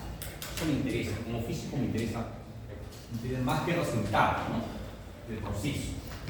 Entonces, la ecuación es la misma.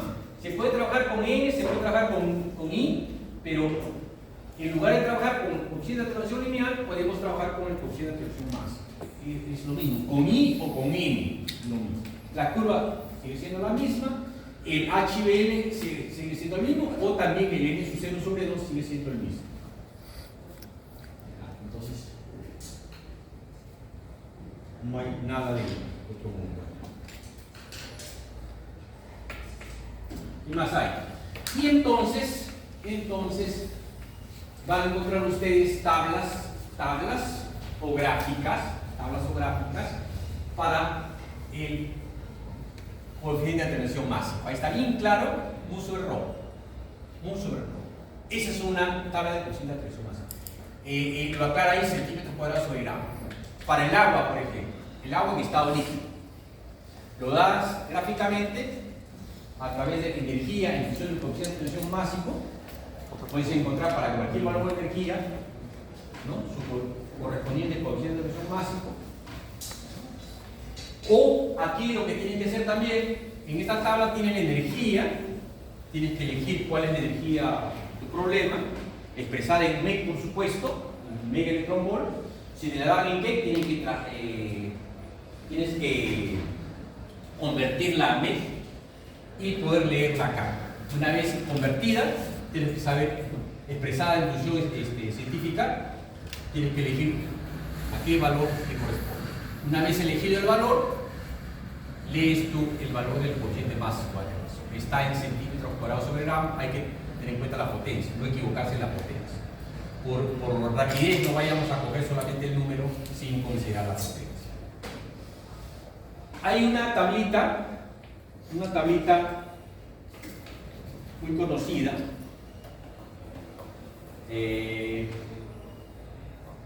Aquí lo que tendría que darles es la tabla, ese es el problema. Pero si le doy la tabla, le doy la respuesta. ¿Dónde está la tabla?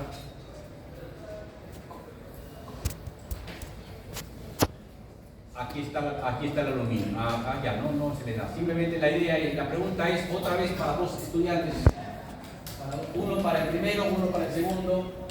Hasta ahora tenemos 3 estudiantes con un punto sobre el examen, sobre el primer examen. Quiero que me hallen cuál es el coeficiente másico de atenuación másico para el aluminio, un estudiante para el aluminio, otro para el plomo, para las energías de un estudiante va a hacer con 30 y 20, 30 y 20 nada más. No va a más. Uno lo va a hacer para el aluminio y otro estudiante lo va a hacer para el plomo de 30 y 20. ¿Y de dónde saco los valores? Los va a sacar de esta tabla. Aquí está el aluminio. Primero para el aluminio. ¿Cuál sería el valor del coeficiente de atenuación másico del aluminio para las energías que les he dado? O lo sacan de acá o lo sacan de acá. Me parece que de la tabla es mucho más fácil.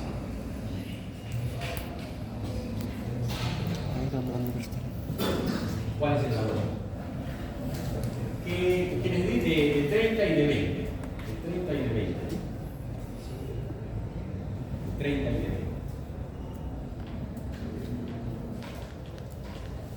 ¿Quién es el primero? De 30 kef le digo. 30 kilo electronvol. ¿Se notan los números? ¿Se notan? ¿No? A ver, díganme dónde no se nota. 3 por 10 a la menos 1, ¿no se nota? 1,04 por 10 a la menos 1. 1,25, 5,19. Desde aquí se ve poco, pero allá será. Acérquese.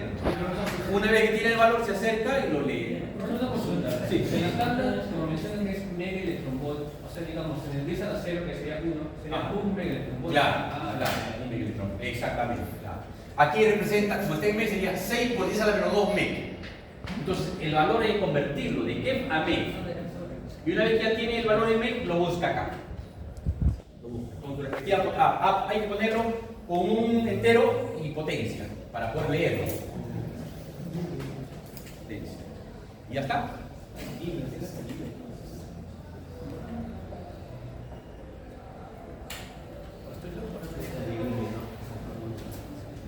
Acá el problema es la conversión, nada más. ¿Cómo convertirlo F a MEF? Una vez convertido ya lo puedo leer. Ubico y lo leo.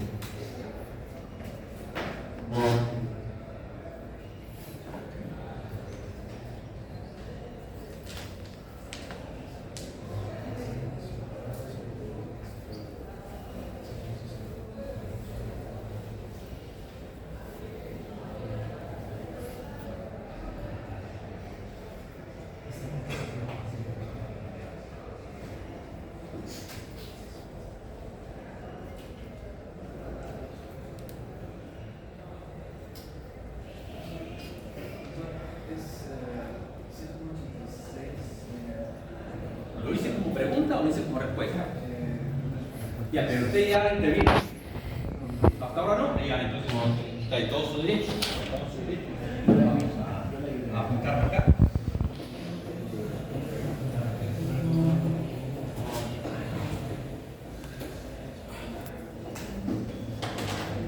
Dígame, por favor. Para 30 30, 30 qué? ¿Cuánto sale? 7,86 7,86 por 10 a la 2. centímetros cuadrados Cuadrado sobre. y para 20 No, uno solo. El otro déjelo por favor. Y para 20 vendrías para 20 kilohertz, que sería Ya. 2.263. ¿Para 20 qué? ¿Cuánto sale? 2.263 263 por 10 a la menos 3 centímetros cuadrado sobre B.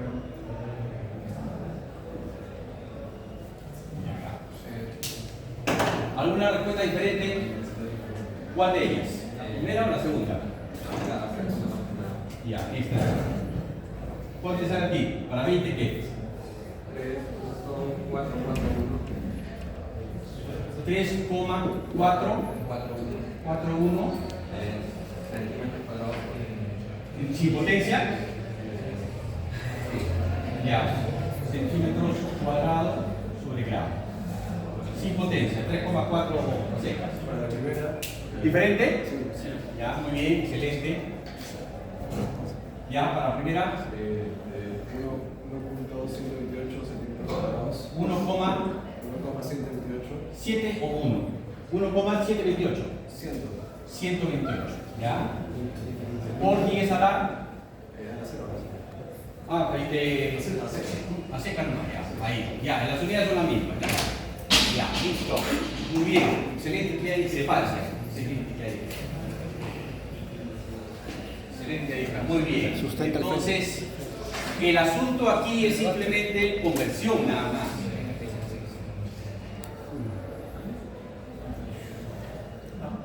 ¿Este de acá la respuesta? Sí, a secas. Este de acá. Este de acá. Pero ahí dices para 30. Para 30. Ambos son para 30. Uno para aluminio. Pero usted Sí. mencionó que era para 20. Ya, está bien, tiene razón. Pero La este de primera- aquí sí es para 30. Sí. Entonces, este sí está correcto. Aluminio. Aunque el siguiente de plomo también, y la tabla solo era aluminio. Sí, claro, no les dan la tabla de plomo. Pero ya hay un joven que tiene. Sí, efectivamente. Entonces el asunto, ¿por qué la discrepancia? Si estamos hablando de 30 kef, a ver, lo más importante, solamente lo más importante sería los 30 kef a cuántos mes da. ¿A cuántos meses equivalen? A ver, es lo que todos tienen que llegar, 300 kef. ¿A cuántos meses equivale?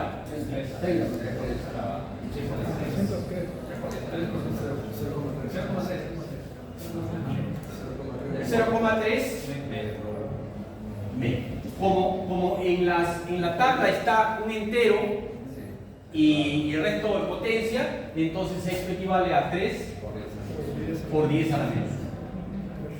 Ya está. Eso es todo. ¿Por qué la dificultad? No tiene dificultad. El otro caso también, ¿no? El 20 en el otro, ¿no? 20 también, 20. Era 20 y ahí era 30. Era acá 30. Ya, entonces acá sería 30. Ya, entonces acá lo modificamos. Eso fue un ejemplo, digamos. Ahora para 30, ¿cuánto sería en medio? 0,030, ¿no? ¿Está bien? Eso expresado en un entero por 10 a la menos ¿cuánto? Menos 2. Ese es todo el asunto. Una vez que tenemos eso ya no lo podemos leer. Nada más. No hay nada más que hacer. Ese es el único problema. Entonces, aquí hay una dirección. No le he colocado acá las líneas. Yo no sé por qué. Yo coloqué una y otra. Vamos a ver si está en el otro lado.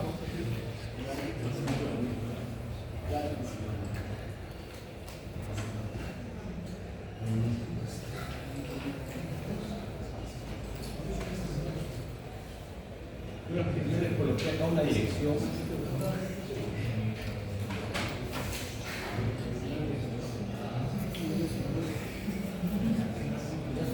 Acá está.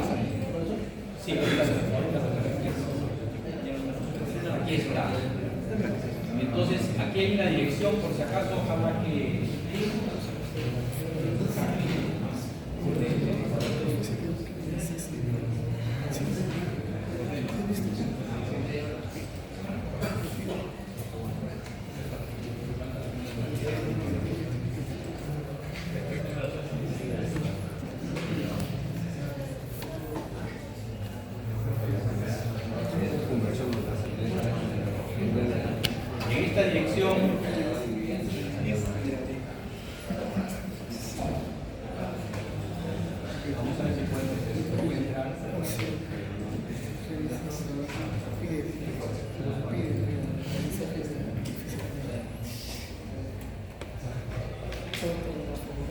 Aquí está.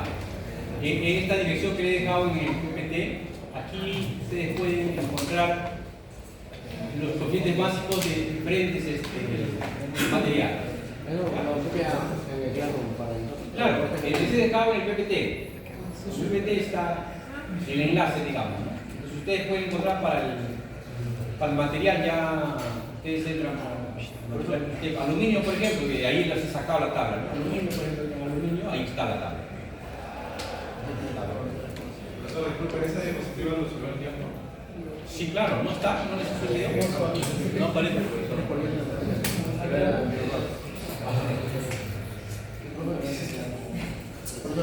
Sí. Una petición compañeros por interno, en el ritmo de almorzar también un pequeño receso. Sí. Ya, está bien, sí. Está bien. Sí. Pueden retirarse 15 minutos. 15 minutos. Sí. 15 minutos.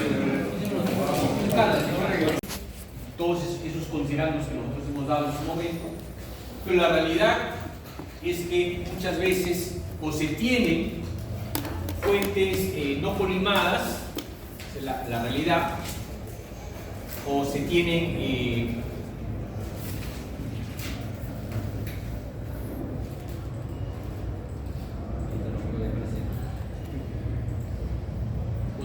fuentes no colimadas o se tienen grosores de blindaje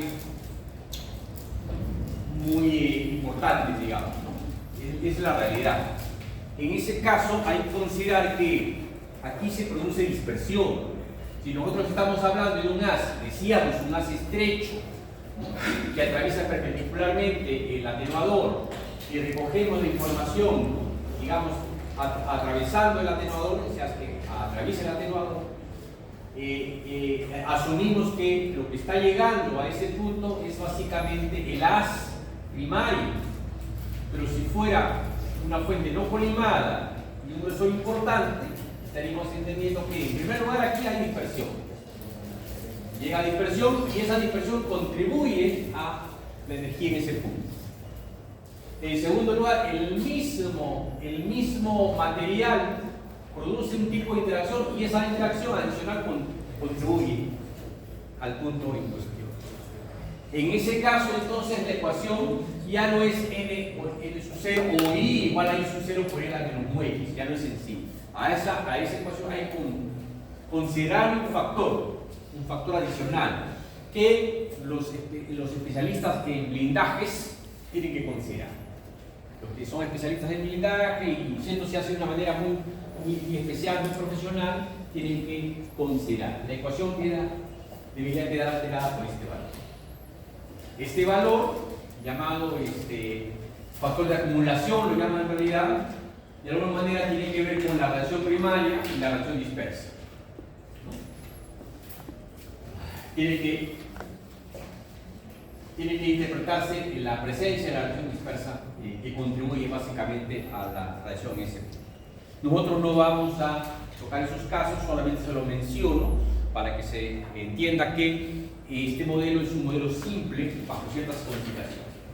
Es como, no sé, como en física se evalúa el movimiento parabólico, por ejemplo, de manera ideal. No se tiene en cuenta la esferidad de la Tierra, no se tiene en cuenta la resistencia del aire, otros consideran. Nuestro modelo cumple específicamente bajo esas condiciones ideales. No hay más. Esto es lo que hemos considerado para esta segunda sesión. Entonces, lo que queremos en esta segunda parte de la hora, siempre tratamos de un aspecto teórico, algo práctico y algo de laboratorio. Eso es lo que nosotros pretendemos. Ahora les toca a ustedes trabajar. Queremos que de alguna forma interpreten lo que yo he mencionado. Algunos no preguntan, algunos simplemente se quedan callados. Yo no sé si es que se ha entendido o no. Una forma de evaluar, no solamente a ustedes, sino evaluarme a mí, saber si han entendido o no, es que yo les haga preguntas. Y las preguntas están asociadas a este contenido. Les presento aquí la práctica calificada.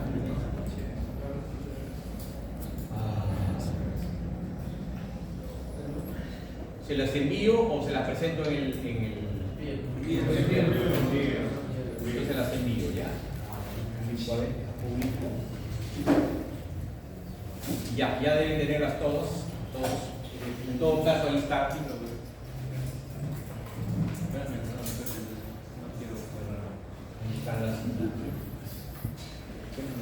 Seis casos, nada más 6 casos, para que trabajen en grupo. La recomendación es que se junten en grupos, los grupos que han considerado, reúnanse y ejecuten, y hagan. Conversen, propongan, razonen sobre la solución de la práctica, repartan si quieren y luego explíquense, pero me entregan ustedes un trabajo por grupo. Un trabajo por grupo, todas esas 6. Para la entrega va a ser en hoja o puede tomar fotos. No, yo llevo el físico. Por eso es que yo les dije, en la clase pasada, les dije, para evitar, yo tengo una manía, una fobia. Me estremece mucho cuando encuentro yo hojas arrancadas de cuaderno. No lo soporto, les digo sinceramente. A veces yo lo acepto, pero por eso les dije en la clase anterior, desde la primera clase, compren papel cuadriculado A4. No está muy caro, por grupo. ¿Un grupo cuánto cada uno? 10 céntimos, 20 céntimos el grupo, ¿no? Son 5, 4. Entonces compran papel cuadriculado A4 y formalmente el papel cuadriculado me lo entregan. Si ahora no lo tienen, no importa, yo trataré de ser fuerte con mi fobia, pero yo lo aceptaré. Pero para la próxima, traigan papel cuadriculado A4. O en el peor de los casos, hoja bomba, periódico. Claro. Okay. Por ahora, lo que tienen a mano, pero lo entregan físico, ahora mismo. Yo tengo un PDF también. Júntense, se acostumbra a juntar, a reunirse los del grupo, se juntan, y cada uno hacia ustedes y trabajan. Tienen bastante espacio y después guardan las carpetas, después las colocan de manera uniforme. Tarea, o grupo, entonces investiguen. Por ejemplo, acá he encontrado una tablita para acero y concreto, el plomo, pero para ciertas energías del yodo y del flúor. Hay que investigar ahora cuáles son las energías de emisión de fotones del yodo y esos valores les corresponderán. Investiguen. Cualquiera de los dos, los lineales o los básicos, cualquiera de los dos. Profesor, ¿cuál es la tarea? 4 elementos. La tarea es, ¿puede repetirla? Investigar y encontrar, y por ende encontrar los coeficientes de atenuación lineal o másicos de concreto, acero, aire y agua. Ya. Ah, perdón.